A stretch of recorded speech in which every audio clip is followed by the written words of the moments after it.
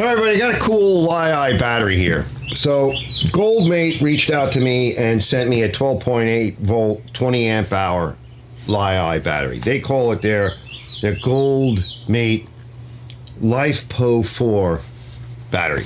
So for those of you who don't know, mostly small engines and stuff, things of that nature, tractors, engines, but it's Archer's Garage, so really it's anything to do with anything really technology-wise or whatever goes on inside the garage. We pop this thing open, and I have an idea for it today, for its first test. And you could see, now I showed this on my live show, and again, I'll leave all of the cut sheets and the specs. I'm gonna try this on a tractor, a big tractor. But this is a pretty heavy battery, but nowhere near, I mean, it's not like Featherlight, but it's nowhere near something really heavy. Let me show you. This is what we would put in our garden tractors, and this is a Duralast lawn and garden. This is the Gold.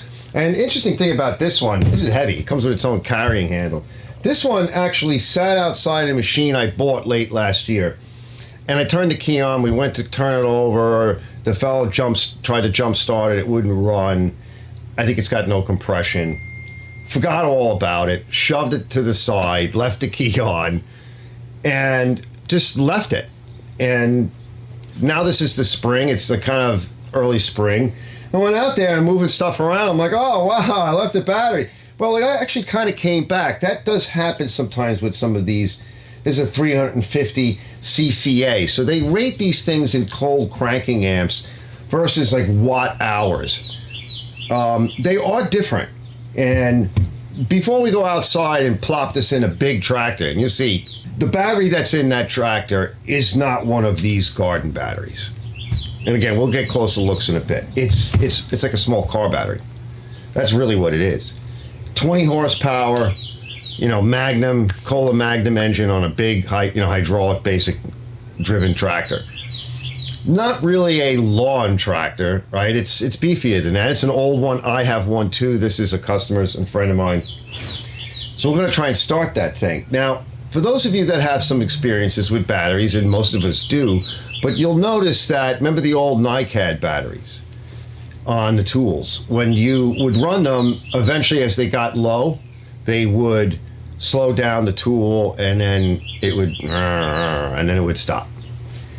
For the new lithium-ion batteries, an example being here, fellas and ladies, right? Nice lithium M18. Okay. Any one of these, if it's a cheap model or something nice like this Milwaukee, you all know that it will give you excellent power, pretty much just about its peak power, and you'll be drilling and doing your thing, and then it will stop. And then maybe if you give it a few seconds, or a minute, you might finish the hole, but then that's it. So the power curve on these batteries just goes, and then boom. Whereas the power curve on a lot of these lead acids and some of the NiCads and other batteries is like this. You'll get a peak. If the battery gets too cold, it'll start to come down.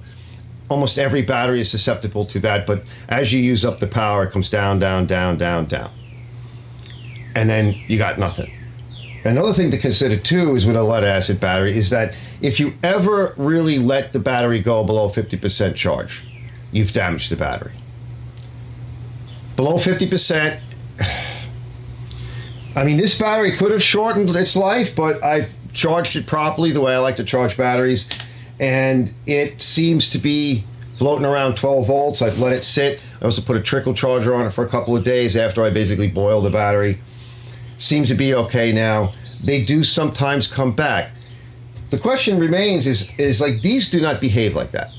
So for garden tractors or bigger tractors, I'm not saying the car quite yet, but my idea is I like technology. I use these, the camera batteries. I've got a big camera battery on the back. These are the little ones that run the cameras. Let me show you the other batteries that I use. So this is also a camera battery. I have one very similar to it running this Sony right now. I know I should turn the lights on, but we'll get a better look. And these are some different sizes. In fact, here, let me plug one in to the light in the back. I'll take this little guy and I'll run this light right over here. So that's an LED light, and you can see I have it down to about 30%. Running off of one of these. It's actually running off of the smaller variant of these. This one's by Niwer. They're all lithium-ion. So without lithium-ion, we probably would not really be able to have the kind of performance and the small size and the lighter weight in the world that we live in now. And they will get better, and there are other battery technologies out there. But currently, right now, they are sort of pushing the Li-Is. So I figured, you know what, let's start bringing these kinds of batteries into our world. Now, I've chatted on the live show with a couple of fellas, and I want to show you one more battery before I get to that. Now, this is a, it's made by Deliberate. It's the 6FM-18, 12 volt, 18 amp hour to 20 amp hour. It's a sealed lead acid. Cycle use 14.5 to 14.9 volt. Standby use 13.5 to 13.9 volt. This is what you find in your charging packs, in your jumper packs. They're basically the same size. Okay, I don't know. And again, we'll get a better look, but you could see they're basically the same size. Totally different in weight. I don't know, fellas, if we can use the Li-I in that situation. There is a difference between the way, again, as I mentioned earlier, is the way these output power and the way they can handle peak loads for a short period of time. That's that cold cranking amp rating. We don't really know if we can use one of these. So we're going to stick this, I'm going to try to stick this in one of my charging packs. I have a bunch of older ones that need batteries. My thinking was, well, why don't I buy a replacement battery of the correct rating, stick it in one jumper pack, and in the future, we'll stick this battery in another jumper pack, and I'll shove a dead battery in something, and we'll try to see what the performance is. But for now, let's go outside. Yeah, this thing's a monster. We got to get the cover off. But before I do, common garden variety tractors, right? And what you'll see is, on something like a more standard, this is the standard pigtail, which we should have no problem connecting that battery to. These are all basically the same garden variety. This is the one where that was outside and that gold battery was in. You can see it's in decent shape, but it's old. It needs love. And I know I'm standing in the sunlight. But again, common garden variety garden tractor. Lawn, mostly lawn tractor. So this tractor will come back, no problem. That one, same setup. However, this one here, well, I mean, look, we got a shaft, a prop shaft that drives the blades. We got these big blades. That's a huge engine. It's going to be a different setup, and let's take a look at that now. Let me get that cover off.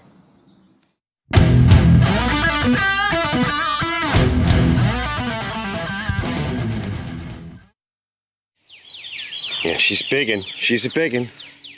So like I said, I did charge it. I cleaned up the terminals. And just kind of mounted them back down on there, and it's been sitting. This is a value power, a 525 CCA battery. A little small, but it's what you would find in a lot of cars. Now, she's been sitting. You can see the ground. It's time to move it, and this is a common scenario for us. Let me turn the key, and I'll shut up. Okay. Now, when I turned it before, I got a little bit out of it, but then that's it. Let me see, we got a little wire hanging there. So, you know, I got to work on it, and I got to move these things around. Let me show you what I want to do. So here's a couple of neat little jumper packs. This is a jump starter tire inflator, and so is this one. This one's a little older, and you could see the way the terminal's set up. I think that might be broken off or something. I'm not sure. I know that might have went to the air pump. This is a 3-in-1 power station. It's much older. I know it does charge, and as I showed you, we should be able to fit that in there. So let's see, just as a test, this is the kind of battery that we want to use. We're going to try it out. This is the battery that was in there. And you can see the terminals are very similar. So we should be able to just drop this in. Nice thing about it too is it's a lot lighter to carry around. So if you look here, this is our new battery, but the posting is different, right? They're reversed. But this is actually a little taller. And that's actually a little taller than this one. And this is a 22 amp hour. But this would fit right in. I don't know if it would cause any interference issues. We'll clean up that box and see. But it will go right in, no problem. It is physically the same. However, like I said, the terminals are different. Now here we can swap terminals around. I can move this over to there. There's a number of things that we can do. We can actually swap these completely. Like you could put the negative on this side, the positive on that side. There's a lot you can do. There's no reason why you can't do that. The only thing is that you've got this in the way. So it basically fits in there, but we would have to change the wiring because it would have been flipped over the other way so it could fit and clear. It's a slightly taller battery and the polarity for the terminals is on opposite sides, but that's easily fixed. So this is jury rig for now because we're just going to be using it as a test. So I thought, you know, I got these for free. I got 3 of them. I got another one outside. And we don't know if this is going to be something that we're going to keep, and maybe I'll fix it and put it together right, or we'll try sticking it in here. Maybe there's more room in this one and we can modify it more. Look, we got one more outside, but we'll size it up a lot closer to one of these batteries. I got one more outside. Let's take a look. So this one I just got yesterday. It's filthy, but this all looks decent. And the charging system comes on. It seems to work. It's just filthy and it got water in it. This is a nice simple one. So this also might be a candidate, and we'll get this apart later, but that's a separate video. All right, quick generic test. I turned it on. There's your off. There's your on. Quick lighting test. I'm not just testing the charging circuit right now, but when I did test it, it worked. So there's your light, and here's your meter test. So we're good there. All right, let's bring it out.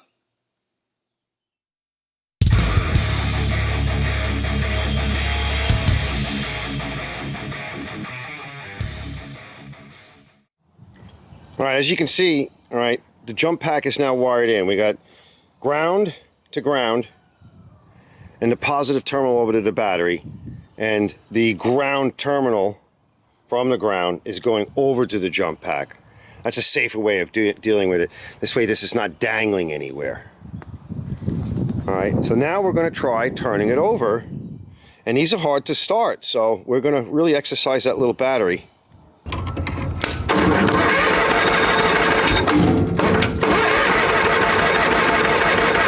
Wow, she really don't want to start. We may have to take the valve, the cover off.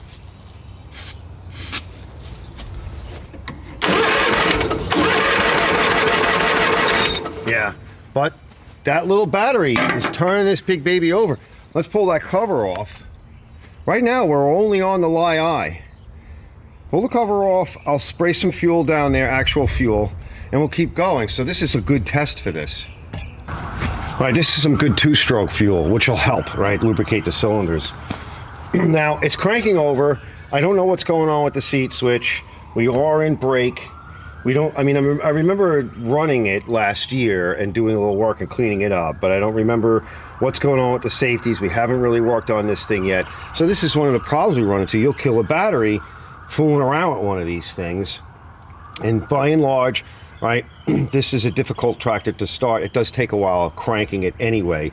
You'd have to put an electric fuel pump in. Fuel tank is all the way back there. It has to go all the way up and around and over to here, and I can see the fuel lines are all horrible. So let's give this a shot. Okay, turn it on. Still nothing.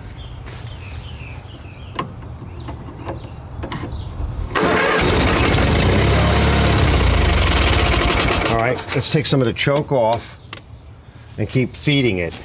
But we're still on that little battery.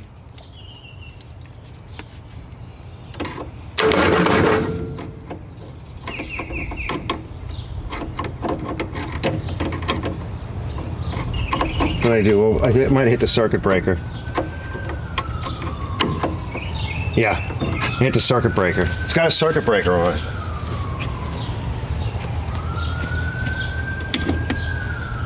Moments later.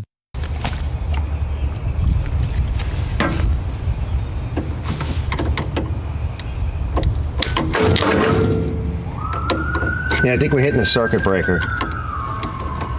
Yep. You have to let it reset. We might want to replace it. More moments later.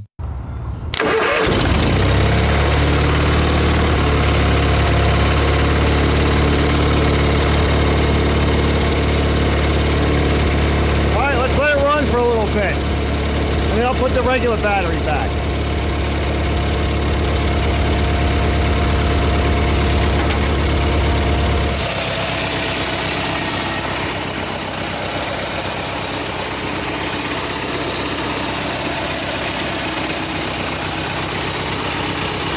Let's let it warm up. See?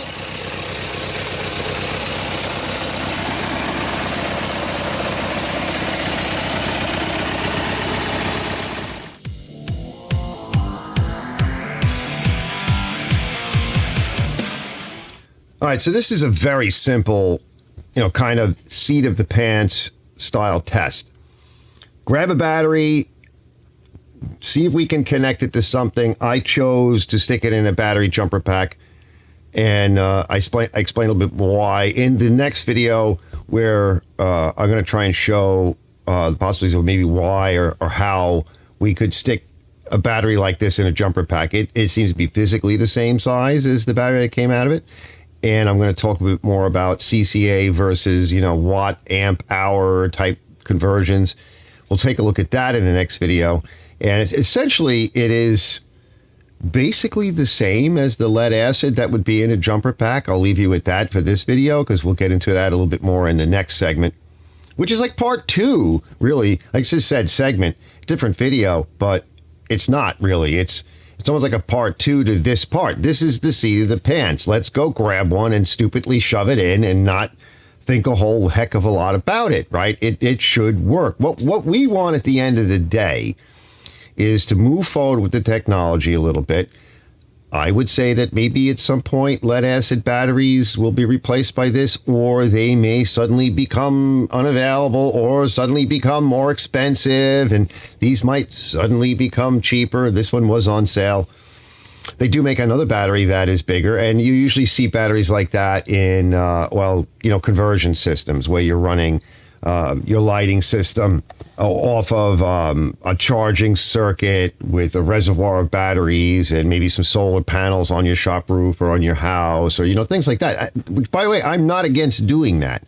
I may be looking to do that in the future, but those kinds of batteries would be resident in like your motor home or someplace in your shop, let's say, or your house, and it's a bigger variant of this. And you might have a stack of them, and you're keeping them charged, and then you're running them at some point in an emergency system situation, or even like a homestead, or just like more off grid. It's not a bad idea, fellas, for us to start to figure out how to run our shops more on the off grid scenario, right? I mean, if you've got some simple equipment out there, I think these kinds of batteries, if the prices come down a little bit, there are advantages to them over lead acid. Now, in the jumper pack, it's nice because what I made is a lot lighter. It's much easier to pick up now. In fact, let me go get it. I want to check on it anyway. Hold on. It's been a few weeks. I don't know, month. I don't know. Time's going by, fellas. I'm really busy, and it's been a little while since I've played with it. Stop it! Oh my God! Listen to me, fellas. Stop it. Just to finish up, let me get you out of here on this, right? So I actually checked it like the other night. I did a test. I looked at the voltage. Remember when we did that? And she's lost a little bit. 13. It's 2 lines past 13. So almost 13.5 volts. When it's really fully charged, like it's a little higher than that. But it runs the air, right? And the light, which this was the one with the little bit nicer light. I'm sure you can see some of it. I know you're not going to be able to see all of it. I don't have the other camera rigged up. Point being is, I checked the other one with that battery, that used battery, and it's a little bit low. Now, I don't know, but it's a little bit lower than this one, but it's still okay. I'm going to put these both on charge now that I have them out. But this came out really good. So the next video is really a bit more on setting up this nice little machine. Look at the way I'm picking it up. Like, you know, these things can be heavy. And you might be thinking, well, I like the electronic ones. No, because this can run a lot of things. Like, you can test starter motors and solenoids and all kinds of things on it. It's got a circuit breaker built in. It's not electronic that way. Like, it's a circuit breaker. You could even mount a push button circuit breaker on the front, which is not a bad idea. Like, we could use this kind of thing for a lot of things that you can't use one of those little electronic boxes. I'm not saying those aren't good. I want one. Okay, I almost had one. Let me put this down.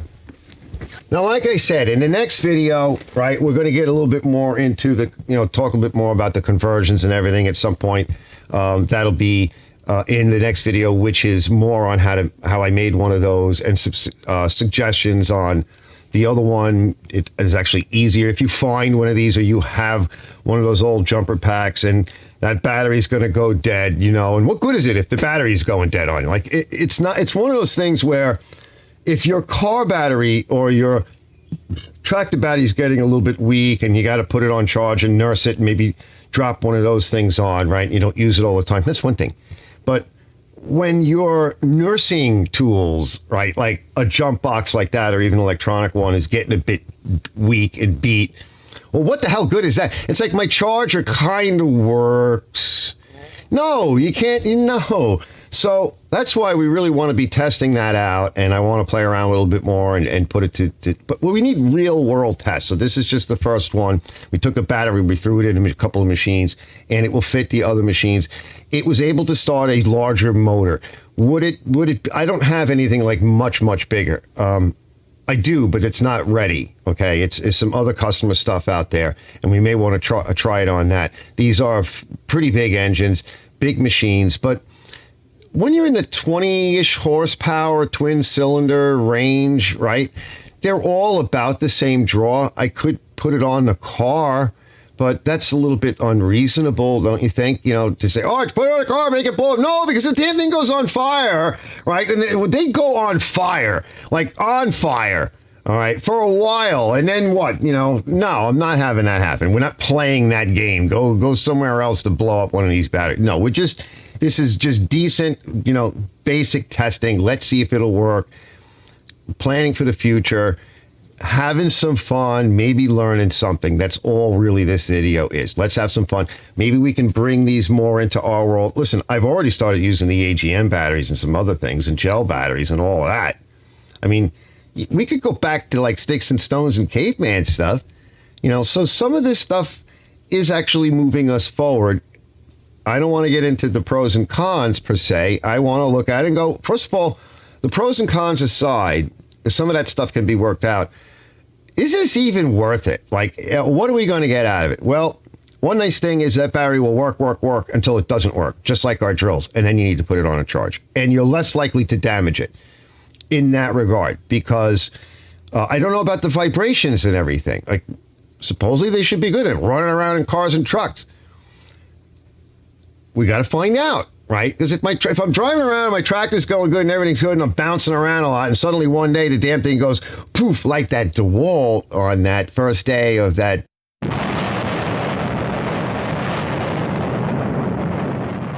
Anyway, I'm getting down that road. Maybe that's not going to. None of that has like really happened to me yet, and I am more careful. I can't talk about all of these different things.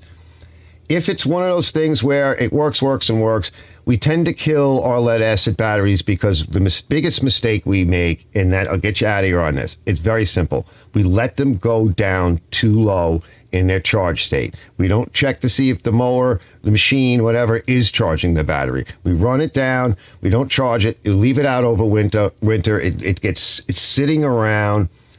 And then guess what? It's dead. And a couple of years ago, a standard lawn tractor battery, the ones that we would complain about, you'd buy at Walmart, what was it, $20, $30? These days are over. Almost. I'll see you on the next episode. of Arch's Garage. Thanks for watching this one and hanging out with me in the yard and in the shop. Let me be like a brain blender.